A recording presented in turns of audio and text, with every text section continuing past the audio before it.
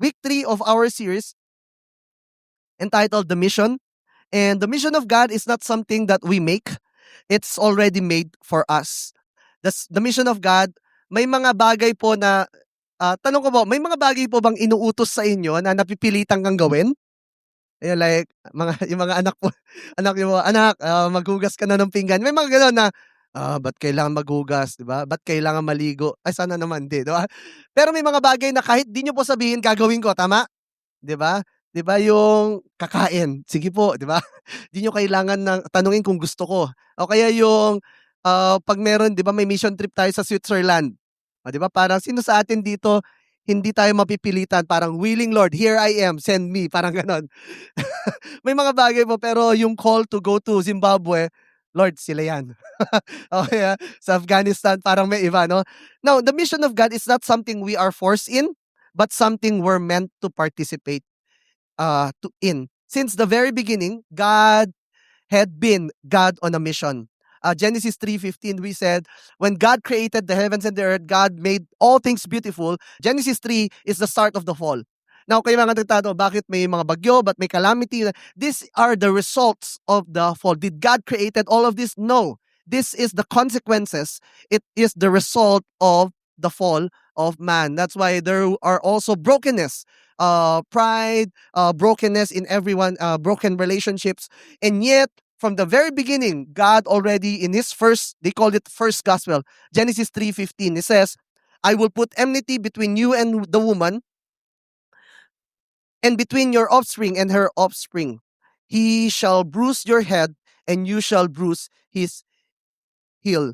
Now, this is where God reveals his mission to redeem his creation. So it is not just the Father's heart, it also the Son's sacrifice, and it's also the empowerment of the Holy Spirit. This is the triune God at work in redeeming mankind back to him. So review lang po tayo.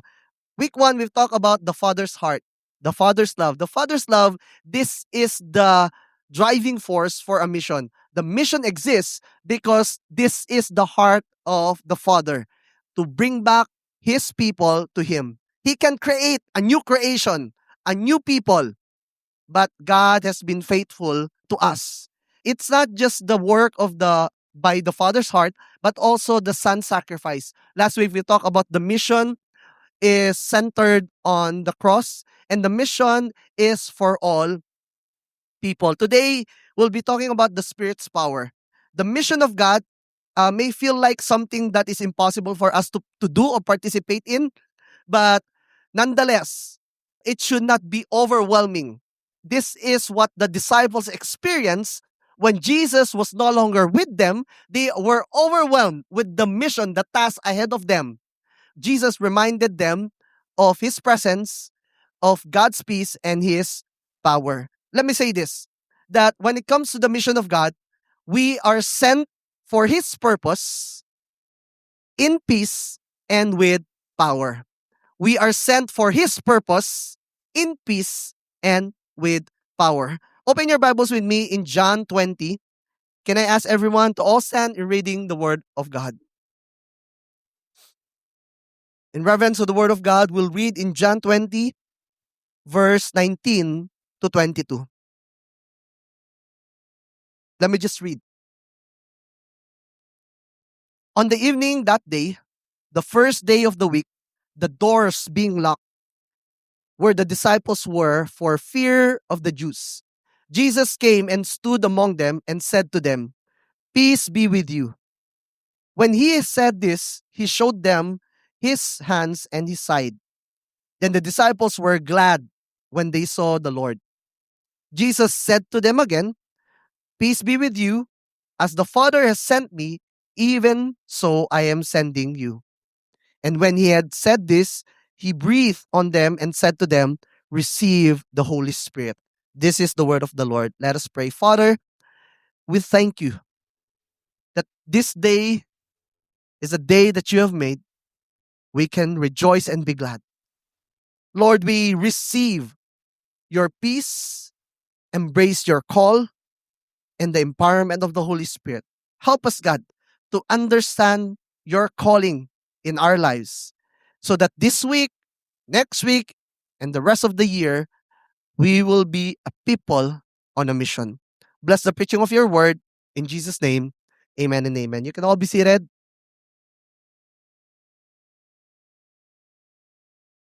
Meron po dito, I don't know kung nakita nyo, wala, hindi na ako nagpalagay ng photo. Baka mamaya, okay? May, alam niyo po ba yung trend ngayon, yung, yung 2016 photos? 'Di ba? Yung parang, this is how it started. Yung mga ganun, this is how it started, and this is now how it's going. When you look at the the things that God has started, He started the mission not when Christ came, but the mission started from the very beginning in Genesis. And this is now how it's going. I've talked about kanina yung parang if you come to a place na you are overwhelmed with the task. Meron ba dito mga nagwo-work tapos binigay sa'yo pagpasok na pagpasok ng taon? 'Di ba, yung mga hello, hello sa mga accountant. 'Di ba parang malapit na yung ramdam ko po yung mga ibang leaders po na pagdating ng April, naku hindi mo sila makausap na. Parang 'pag "Kamusta ka?" 22 minus ano na, formula na pala yung ano nila, ang binibigay nila. And naranasan niyo na yung mga students, yung overwhelmed ka sa task or sa mga assignments or sa 'di ba kaka-start pa lang ng taon, 'di ba meron kayong exam next week, lahat ng subjects. Parang grabe naman. O kaya mga parents dito overwhelmed ka sa mga sa mga assignments ng anak, ikaw kasing gumagawa, eh.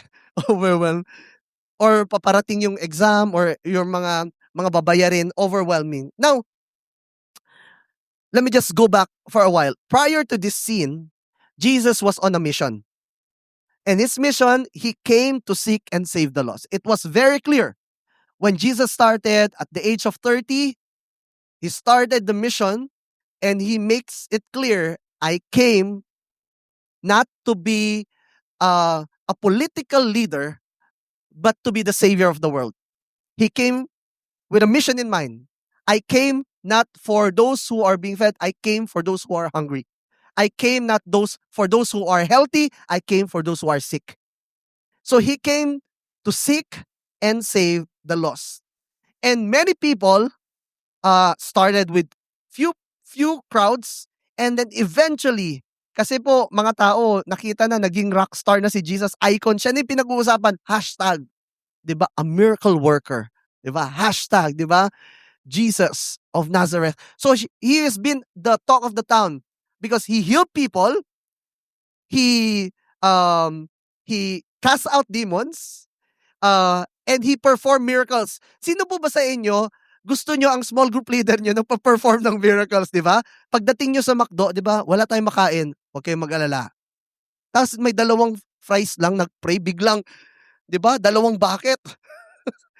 Okay, ayaw nyo? Ayaw nyo na small group leader na yun?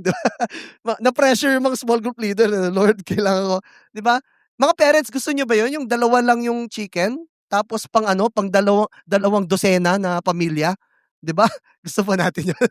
Now, could you imagine people healing, miracles here and there? That's why many crowds, not disciples, many crowds started to follow him. Because it doesn't mean that you're following Jesus, doesn't mean that you are a disciple of Christ. Many people started to following Jesus because they need something from him, not because they want him. But now, Jesus knew about the crowds, but he is more about the disciples. And many people were happy, but there are a group of people who were not happy. Those are the Pharisees, the Sadducees, and the teachers of the law. And they connive and made an arrangement with whom? A disciple named Judas, di ba? Sa atin, pag pinangalanan ka ng Judas, parang, ha? During the time, Judas, the name Judas Iscariot is very common. Parang Paul, parang Julius. Hindi common para Julius. Parang Ben, ganun. Common po.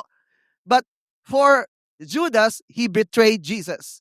And that week, ito, before this prior sin, that this week alone, before this sin, the disciples experienced, they fled because out of fear, and many of them maybe out of frustration and more on blaming themselves.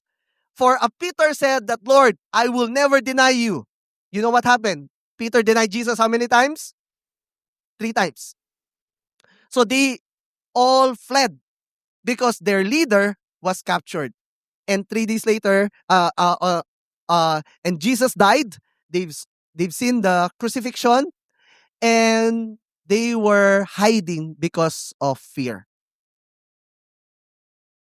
The disciples were hiding out of fear until Jesus came and addressed their fear.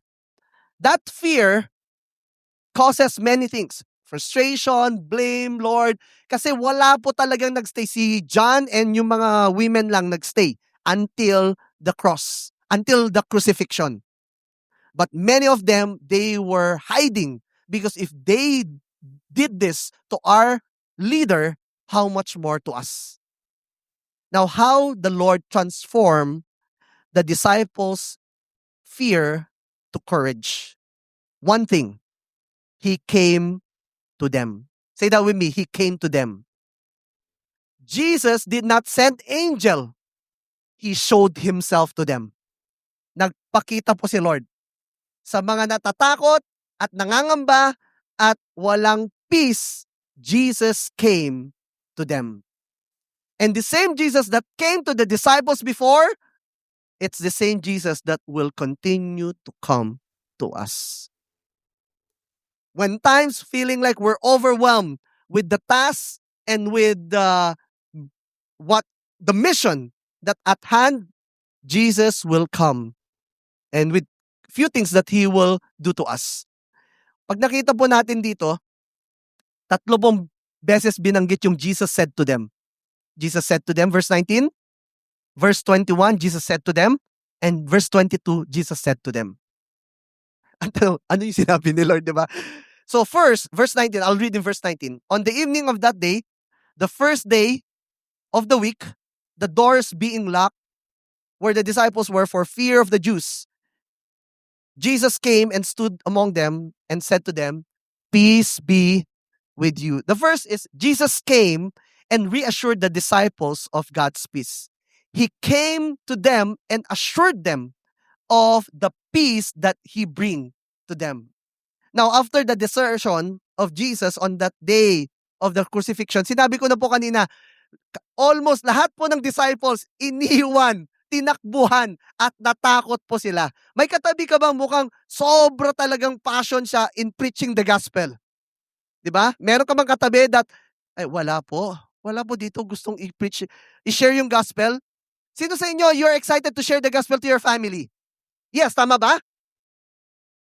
Pero iba po pag may death threat na. Diba? Na, sige, mag-preach ka pa, tignan mo.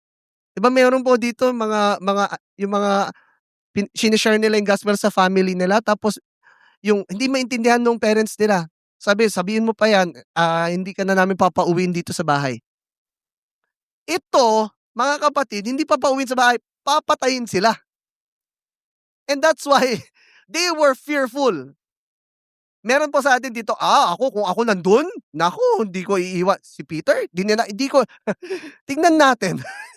Pag nandun po tayo, baka ako po yung umpisa pa lang, di ba? Magtatago na. But again, and yet, it's so understandable, the feeling and the emotions of the disciples. Pag tinignan mo, iniwan nila lahat si Jesus, nagtago sila, tapos pumasok si Jesus. Ang unang-unang nasa isip po siguro natin ay, naku, papagalitan sila. Naku, sasabihin, you of little faith. Naku, sasabihin na bakit nyo naman ako iniwan? Peter, sabi mo, di ba, over my dead body. I'm sure, yung hiyang-hiya sila, Lord, sorry na Lord, di ba? Hindi nga sila naniwala kay Mary eh. Sabi ni Mary, pagdating niya, nakita ko si Lord, buhay! Hindi ka, kape lang tayo. Guni-guni mo lang yan. Di sila naniniwala. And yet, instead of rebuke and blame, they were greeted. The first word to them was the traditional greeting, shalom. Say that with me, shalom. Peace. Shalom means nothing is missing, nothing is broken, wholeness. In a time that they were fearful, Jesus came and bring peace to them. Instead of frustration, instead of persecution, Jesus brought peace to them. The answer to the disciples' weary heart and fear was the words of Jesus, "Peace be with you." Sabi mo sa katabi mo, "Peace be with you." Iba sa inyo, "Also with you." Na-miss nyo, no? Okay? Peace be with you. Now, let me just backtrack. The, the context of the disciples' fear before may not be the same context of fear and anxiety and and and and and concern that we have today. Sa kanila kasi, Lord, mamamatay kami. Baka siguro sa atin, we are not at peace because of the piles of work, because of lahat na sila kinakasal, ako na lang hindi, 'di ba? Or yung mga kids nyo, they are wayward. Parang instead of bringing them closer to Jesus, they are now not obeying you.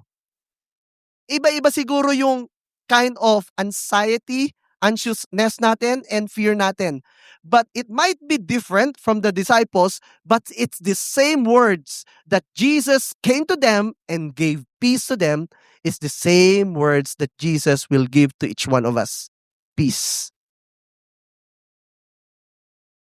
Let me say that the basis for all our peace is found in the person and work of Jesus Christ. You cannot receive your mission until you first receive His peace. You cannot be sent unless you are settled. Jesus came not just so that you will be a messenger of peace. He came so that first of all, you will be reconciled back to the Father. You need to have peace with God. Not just have peace with God, He came as an everlasting peace, lasting peace, so that in Him you may have peace from God. Jesus came to give us peace. John 14, prior to John 20, Jesus was reminding them that this world, there will be troubles. And let not your heart be weary. Minsan po, hindi po tayo nababahala pag lahat ay okay. Tama? Pero po pag mga hindi na po natin under control yung mga bagay-bagay, that's the time na Lord, na ano na tayo, nababahala na tayo. But Jesus reminded them, John 14 verse 27 said, "Peace I leave with you, my peace I give to you. I give you. I do not give to you as the world gives. Do not let your hearts be troubled and do not be afraid." The resurrected Jesus came to bring peace. So if you are here, it might not be the same situation by the disciples because of persecution, but if you are here overwhelmed with the task ahead of you, be reminded that in Christ we have the lasting peace. And may that shalom bring calmness to our weary heart and soul. Excited po ba tayo sa 2026? Or iba po sa atin katulad ng iba sa atin na, yes, pero hindi ko po alam. Tama? Hindi ko alam anong mangyayari in the middle of the year.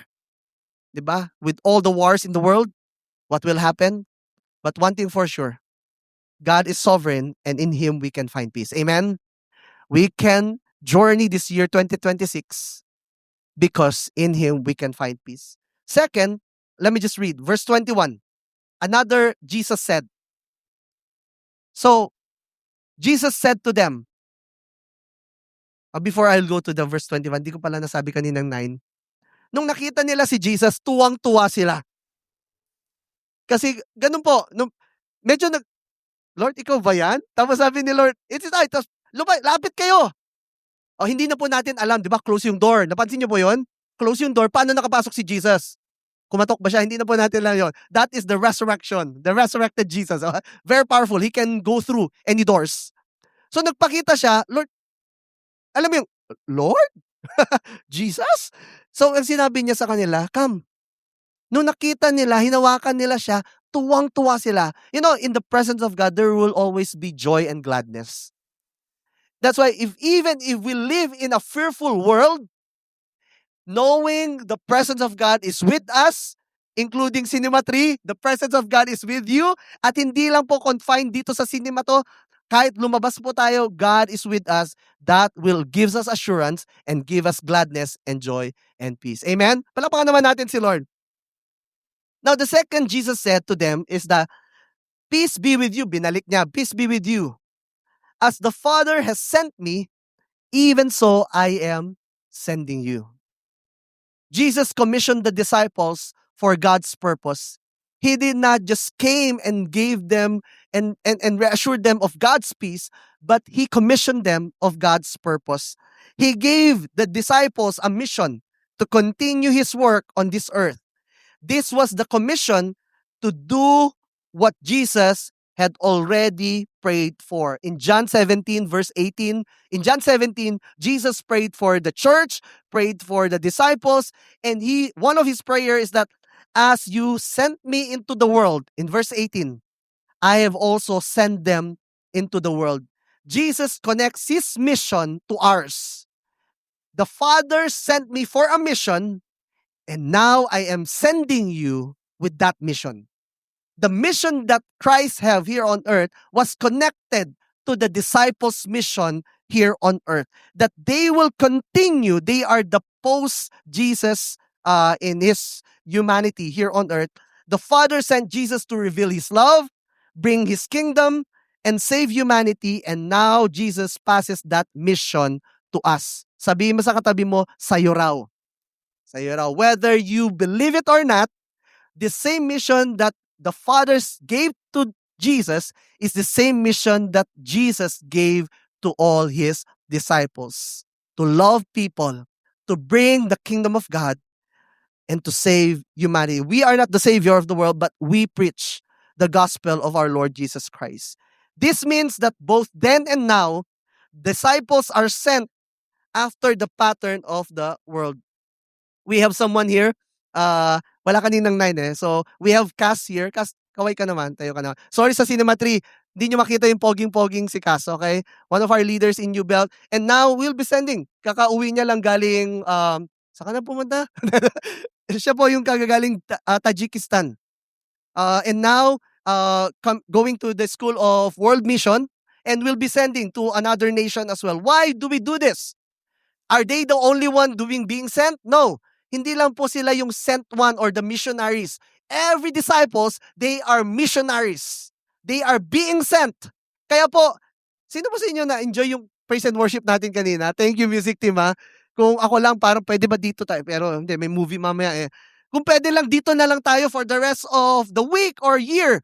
But again, hindi po ang goal ay magsama-sama tayo ng 24 hours a day, 7 days a week. May mission po si Lord sa buhay natin. And I'm excited not just for us to my coming together, but I'm more excited when God will send us together. I'm excited. I hope that you will be excited that after this, God will bring people into your life. 'Di ba? Umiiyak na, Lord, ito na ba 'yun? 'Di ba? Sana alam ko kung ano yung hope sa buhay. Hope, Lord, ito na ba 'yun? Yan na 'yun. You know, na-enjoy po natin yung mga seats. Na-enjoy niyo po. Huwag niyo po masyadong pag nakikita niyo po may inaantok na po, sabihin mo sa kanya, makinig ka, okay? Maganda po yung seats dito. But again, hindi po tayo dito pumupunta every Sunday para lang magpainit ng upuan. May purpose po tayo, mga kapatid. Hindi po tayo, anong gusto mo sa buhay? Anong purpose mo? Pag nag-retire na ako, bibili ako ng rancho. Tapos, magkakape-kape lang ako. Tapos, yung makikita ko yung sunset, sunrise, di ba? And hihintayin ko na lang, Lord, here I am. Hindi po tayo naghihintay ng ating kamatayan. May mission po tayo. And I'm so I commend those people in their deathbed. In their deathbed, pinatawag lahat ng apo, mga anak, pero pinipreachan niya pa rin ng gospel. Kaya po yung mga iba po mga nanay natin dito, 80 years old, grabe talaga sila mag-share ng gospel. Why? Hindi po sila naghihintay. Marami nang nauna, baka ako. Hindi po naghihintay. May mission po tayo. And maybe 10, 20 years, I don't know until when God will say to us, come and enter your Father's paradise. But until then, we have a mission. If your parents, kaway-kaway, you have a mission. You have a mission. First to your children, first to your family, and also to your community. If you're a student, hindi ka lang pumasok dyan para makakuha ng degree. You have a mission. If you're a doctor, we command you. You have a mission to every sectors of society. Kaya po, wala pong mas mataas na calling. Hindi po yung pastor, ay grabe, pastor yan. No, every one of us. Imagine nyo po kung lahat tayo nag-preach dito. Eh di wala na nakaupo dyan. Every one of us, God called us differently, but we are sent for the same mission. Amen? And I'm excited where God will bring you and where God will, wag po muna ngayon. Okay, where God will send you and may God use you. So, imagine mo, the disciples and even the enemy thought that they've got Jesus. Checkmate. Tapos ang mission, namatay siya. Even the disciples, hindi po kasi sila nung namatay siya, hindi sila nag-countdown. 2 days to go, 1 day to go. Tapos may party poppers na nakahintay, di ba? Lord, lalabas na yan, lalabas na. Hindi po, nasan sila? Nandun sila nagkukulong, nagtatago. And yet, akala nila tapos na. Alam mo yung, so ano na mangyayari? Ano mangyayari? And yet, Jesus, in their confusion, in their dark times and dark moments, in their Christian walk, Jesus entered the picture. He came to them. They did not went to Jesus. He came to them. Jesus will meet us where we are. He will meet us where we are and He will remind us, anong ginagawa niyo dyan?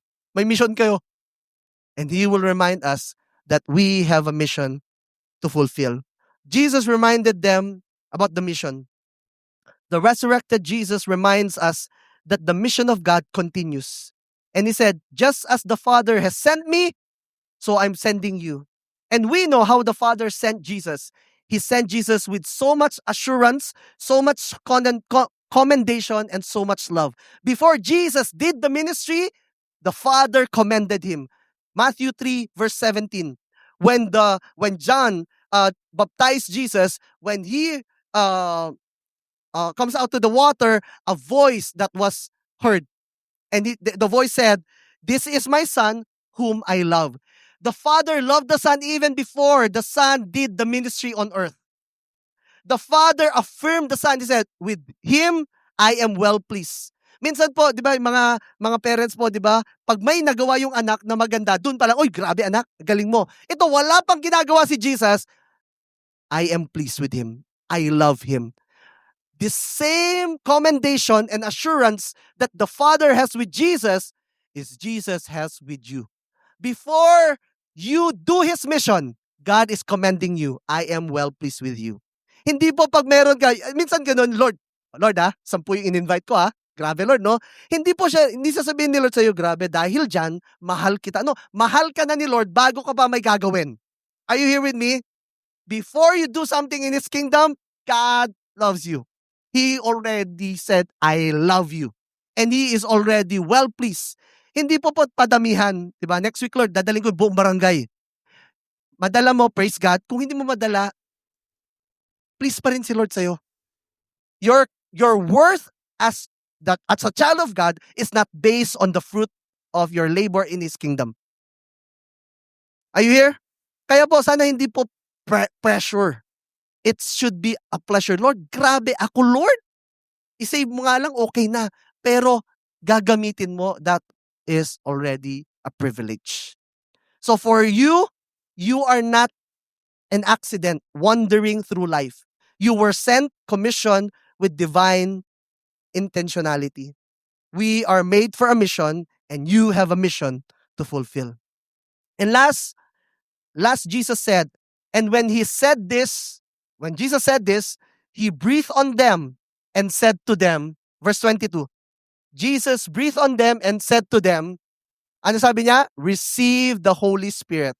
Now, Jesus did not just assure them of God's peace, commission them of God's purpose, but He also reminded the disciples to receive God's power. Now, the disciples, Lord, anong pagkakaiba nito nung namatay si Jesus, di ba natakot sila? Ngayon, sabi ni Jesus, you have a mission to fulfill. Pero alam nila na hindi magtatagal si Jesus, He will ascend again. Lord, alam na namin yung preview na wala ka in the flesh, wala ka. Lord, baka mangyari ulit. But the deal breaker here is this: receive the Holy Spirit. because even the task is undaunting. It's too big. But the deal breaker here is the Holy Spirit, the Spirit's power. The mission He gives requires supernatural resources, not human strength. So the next time you see, mission ni Lord, kaya ko yan. We can't on our own. But by the power of the Holy Spirit, we can. We can go to people, we can preach the gospel, we can go to other nations because of God's power. Kaya po ang ginawa ni Jesus dito, before He said, receive the, ang ginawa niya po dito, He breathed. And this connects to Genesis 2. You know how we were created, right? From the dust, from the mud, we were created, and then we are still lifeless. And God breathed life to our nostrils and brought life. Dead to life with just God's breath. And same here. They were fearful before Jesus said, receive the Holy Spirit. Jesus breathed life on them. The first in Genesis, God's breath on people brings physical life. In the New Testament, Jesus breathed on the disciples. It means spiritual life. It's no longer physical life. Kasi buhay pa rin po sila. But it's more spiritual life. He breathed. And I feel like God will continue to do His work in our lives, in your life. And to those dead heart, no compassion, no love, God will breathe life. So that those callous heart will be alive again and will be discerning to the voice of God. And God said, receive the Holy Spirit. Acts 1, I'm excited for our February series, the book of Acts. We will look at the acts not of the apostles but the acts of the Holy Spirit. That what enabled, pag tinignan nyo po dito, what enabled the disciples to do signs, wonders, and miracles. Kasi pag binasa nyo po, before they received the Holy Spirit, before the ascension, wala pong mga miracles ang mga disciples. Lagi po si Jesus lang. One time, tinry nila, pero pumalag yung demon possessed. So sabi, Lord, help. Pero pagpasok po nung Acts, grabe. Can you feel the power? Sabi mo sa katabi mo, I've got the power. Do you have ba? Okay. Why? Because it's no longer you. It's the power of the Holy Spirit. And I'm excited. There's power in going. As we go, as we do, as we being sent, God's power will be manifested. Signs, wonders, and miracles. The Holy Spirit teaches, instructs, leads, guides, advises, and reminds us all the time. Say with me, all the time. I can't be with you 24/7. Your leaders cannot be with you 24/7. But one thing for sure, the Holy Spirit and its presence is with us 24/7. Amen?